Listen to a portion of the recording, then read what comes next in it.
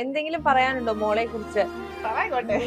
എന്റെ മകൾ സൽസ്വഭാവിയും സൽഗുണസമ്പന്നയും.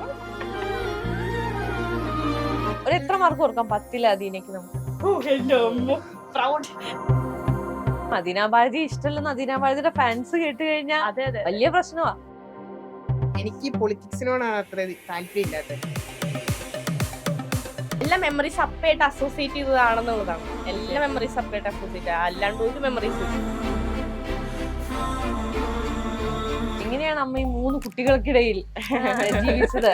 ചില കിംബതികളൊക്കെ കേൾക്കുമ്പോ സങ്കടം തോന്നാറുണ്ട്. കാരണം ഇങ്ങനെ ആൾക്കാരൊക്കെ നമ്മൾ വിളിച്ചു ചോദിക്കും. അതിനൊരു പാട്ട് പാടും. കുറേ കാലമായിട്ട് പാട്ട് പ്രാക്ടീസ് ചെയ്യണില്ല. ഇതൊന്നും കൈവിടരുത്. രാഷ്ട്രീയത്തിനിടയിലും ഇതൊക്കെ പിടിക്കണം എന്നാണ് ഞാൻ പറയുന്നത്, അല്ലേ അമ്മ?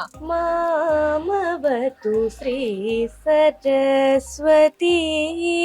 ഞാനിവിടെ വന്നപ്പോ വെച്ചുവിനൊരു നാണക്കാരനായിരിക്കും. 10-60 വയസ്സൊക്കെ ഉള്ളവർ അയ്യോ അതിനിടെ അമ്മയാണോ അയ്യോ എന്ന് നമ്മളെ കാണിക്കുമ്പോഴേ ഭയങ്കരമായിട്ട് തോന്നി ഇവിടെ ഇത്ര അത് ഒരു മാർക്ക് എവിടെയാണ്